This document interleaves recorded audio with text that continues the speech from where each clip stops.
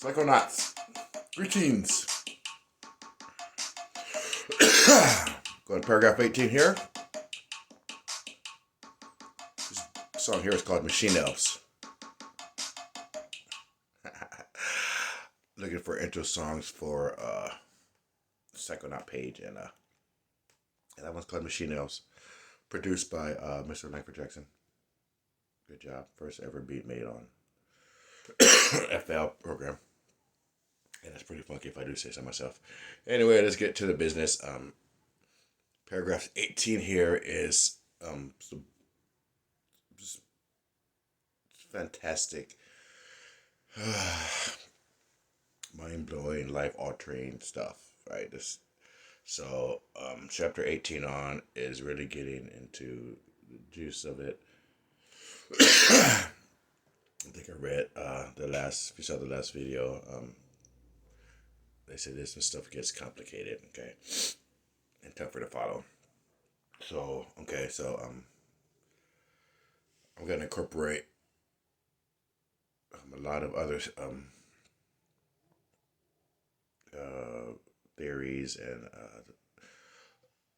disciplines and hypotheses and from different people that have been connecting as I've been reading this and putting this video together. So we need to talk about the time-space dimension that we are currently in, and I'll describe that to you guys, and then we can how we define it, and then you can learn how we can transcend it. We can transcend time and space through our consciousness. So let's start. So we talked before about how our matter is not real. Everything is an energy field, right? And then like even our conscious mind is an energy field. And to how we perceive our environment around us is just a quick recap. Is we take the information through our senses and we compare it to stuff that we have experienced already, because that's all we have for our lives. So we take stuff that we are witnessing, we compare it to past experiences, and then we make an evaluation. And it's kind of binary, like a yes or no, because we have so much shit coming in, the information, that the brain has to be real quick about it. So, one, we're going to our perceptions of the time space are mostly observed by seeing differences in vibrational patterns between objects, because a different object vibrates at a different rate. It's going to have a different color, different, even a different feel, right? Different, different characteristics. And so that's how we perceive our reality, by seeing the differences between objects. And we see those differences by each differences in their vibrational rates. So, and then from that, our mind has its own little vibrational pattern and its own frequency, which can be manipulated and influenced by our environment. We'll put together a scenario based on our past experiences and what we're experiencing now. And I talked about how we're godlike because we can make our own. Humans are able to, the universe is a hologram. We're able to make our own holograms in our head called imagination and play out scenarios, which is a godlike ability that nobody should take for granted, right? So that goes for that. So let's go to time-space dimension. That was a damn 4-minute intro. That sucks. All right. 18, time-space dimension.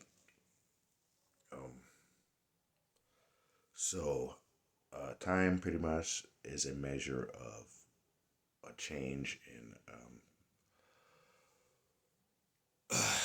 energy, or change of a measure of force in motion. And force in motion, it could be matter or force. So to be in motion, it needs to be in an enclosed space. So Um, like for instance, if we're trying to measure something and space is infinite, there will be no, you know, there's no. So there's a point here. It's infinite, and if you know, infinite ways to go. Just imagine it's on a line. Point is on a line. It can go infinitely left or infinitely right. So it doesn't matter where you place it. There's still going to be infinity on either side. So we need to confine that energy so we can take measurements, and that's what this universe is. It's energy confined, so we can take measurements. Okay, and so by confining it, we're able to set points, fix points, and we can take measurements of things moving. So, what happens when force or energy has no limits? This is a shit right here. So when energy or force has no limits, it goes to infinity in all directions. Okay. Energy without limits is infinity. The physicists call it the absolute. Um, Maybe some people call it heaven. Some people call it nirvana. Some people call it the the abyss. People call it all kinds of words for it. But it's outside of time and space. Um, Space is a concept that we can identify because we set limits on our. We can find our measurements into a space. Energy without limits. There is no space. There is no time because that's how time is measured. So when you're outside of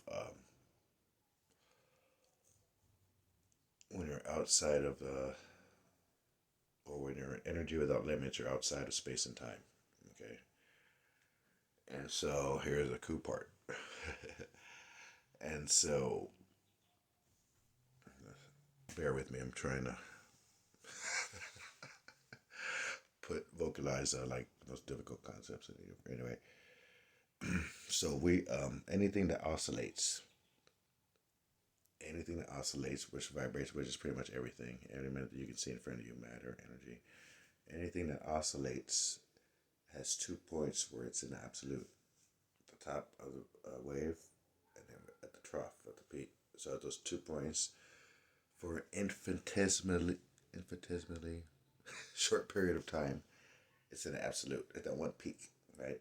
So anything that oscillates, that includes you and your consciousness, brainwave pattern, if you want to call it.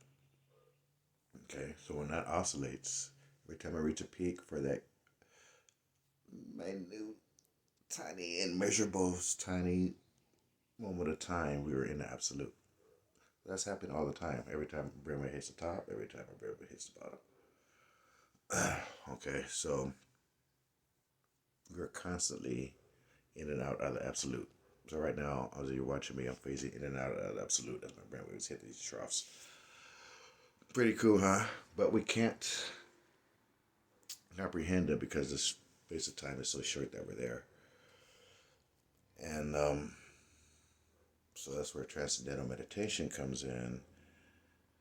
And hemi-syncing, we're able to get your brainwaves, peaks and troughs so active, right? Instead of wavy and peaks and troughs kind of spread out, you activate them so the peaks and troughs are closer together. I'll maybe put a diagram up here.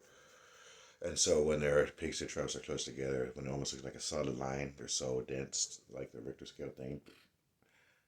And when the peaks and troughs so close together, you can kind of perceive the absolute. And that's what transcendental meditation and hemisync is for. So, let me see what else. Am I missing anything else? Yeah, so we need to get conscious force and we need to push it outside the boundaries of space and time. And the way we do that is by transcendental meditation or hemi-syncing, bringing our brain waves active patterns so active that the peaks and troughs are so close that we can perceive when we're there. All right?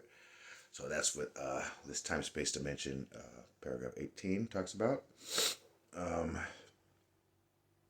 So again, energy infinity is energy in infinity, and it is energy without limits. Energy, what they call the absolute. Okay. And then, if we're able to project consciousness into the absolute, we're able to perceive outside of time and space. Pretty cool, right? All right. But this brings us to chapter 19, intervening dimensions. Chapter 19. Okay. So the absolute is energy in infinity, conscious energy in infinity. That's what it says here. Energy without boundaries, right? So we talked about that. And the thing is about being in the absolute at that one point is that you have no perception of self because there's nothing outside of yourself. And so you cannot really, you lose all sense of identity. Some of us has been there in high doses, right? The universal one and all that. So when you're there, you can't, we have to generate holograms to perceive ourselves. And if you're the absolute and you're at infinity, there's nothing else to perceive. And so you can't really generate holograms when you're at absolute. But the point, I talked about the peaks and troughs. There's a little distance before you hit that peak where you can perceive things in absolute. We're not quite in absolute. We're able to maintain some form of cohesive consciousness and still be outside of time space. And that is a distance. That's a time where the distance is called a Planck length. And so when the frequency reaches 10 to the negative 33 centimeters per second, so slow that reaches that point, that speed, that distance, then we're able to perceive in the intervening dimensions. So there's dimensions between where we're here with 3D reality and the absolute. Who knows how many? There's all kinds of theories. You guys heard of them. The ethereal plane. They have the emotional plane, mental planes. They have people talk about animal planes. There's a dimension of plants and animals, the mineral dimension where their consciousness is, and so all those are in between, and that's how we access, or they access information outside of time and space for remote viewing and time travel stuff. Cool, right? All right.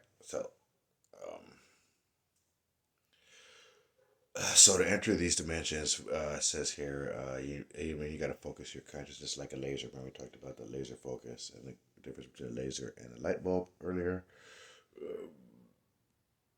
So again, maybe I got ahead and talk about reaching the Planck length. I'm going to put this diagram up here from directly from the paper, and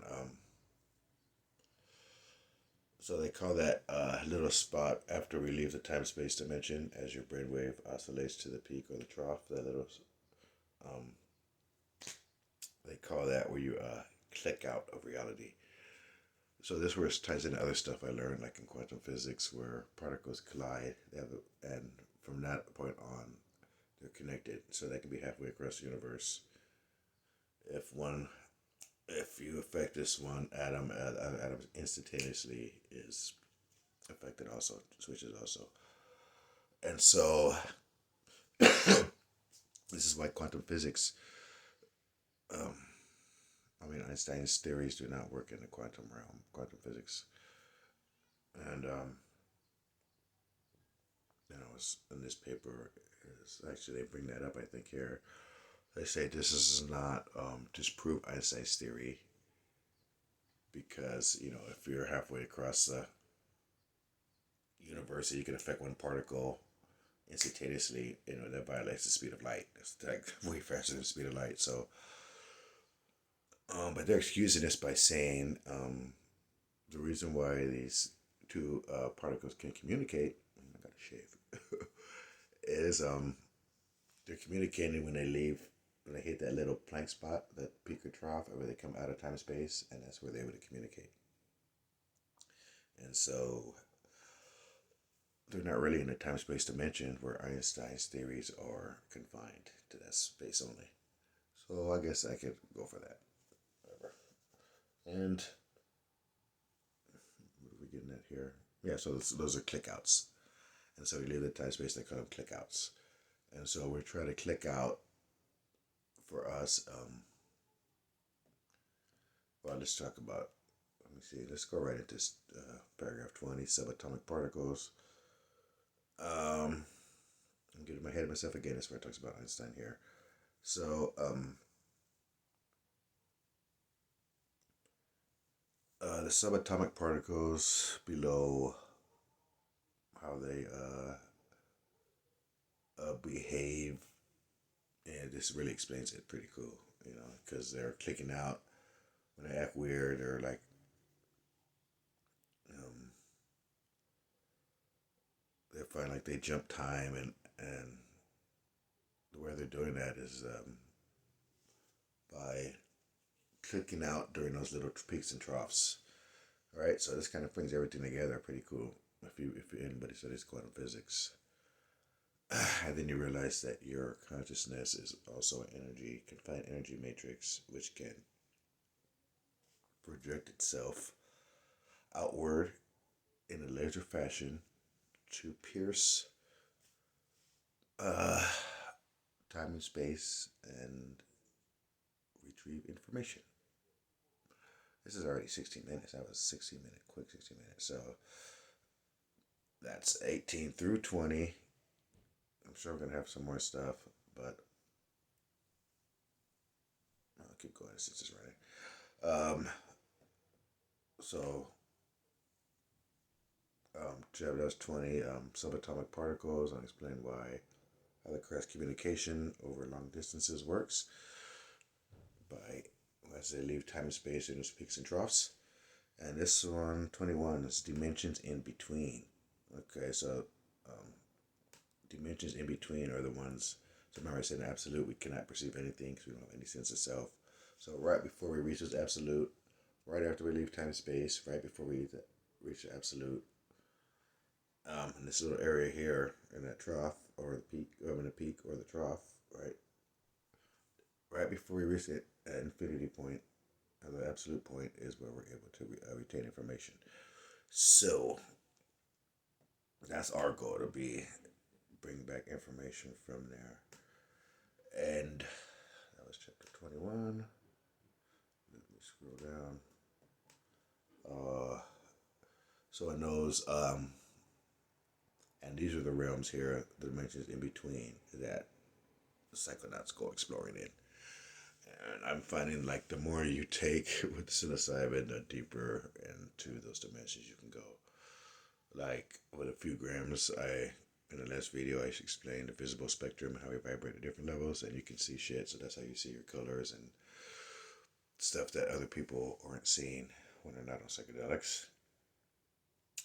Higher levels, you vibrate even higher, and you're able to perceive outside of time and space, even. And those are the doses where you're not there, where you leave leave reality and you're gone somewhere else. So, yeah, so that's just how we do it when we're troughing. I'm gonna call it troughing. I just made that up. We're in that trough of the brainwaves in that time, and so the goal is to bring brainwaves together so that the peaks and troughs are so close that we can perceive, and that's what we do when we're sojourning. Right. All right. And 22. This is about a special status out of body experience. So this is for you lucky folks who are able to really lucid dream and really astral project and remote view. So you guys have a huge advantage as you're able to go longer and further into the dimensions in between time and space and absolute and retrieve information. That's really cool. They say like you're closer already, so you have a higher springboard when you leave. So as you leave body, so the body has a lower vibration. You're out of body, but you're still conscious, so your vibration's higher, way higher, because you don't have this shit holding you down and slowing you down. So you're out of body, your vibration's higher, so your launching point is way higher, and it's going to take you deeper, right? So, um, they say if you really want to explore, instead of trying to meditate, and bring your vibrations in the meditation form and exploring, it's much more efficient if you could leave body first and then do it. Unfortunately, I cannot do that at will, but I think in the next 2 years I will be training. O'Shea, you out there can help me out without this. There's a couple people on YouTube to help you with out of body and remote viewing stuff. So I'll be training with that. Maybe using some binaural beats. And yeah. So that's it for that. We covered time, space, dimension, um, and how to get there, and what's really how certain people, and Psychonauts included, transcend time and space. All right, and I'm just gonna get better from here. I'm just gonna stop that there. Meditate on that for about a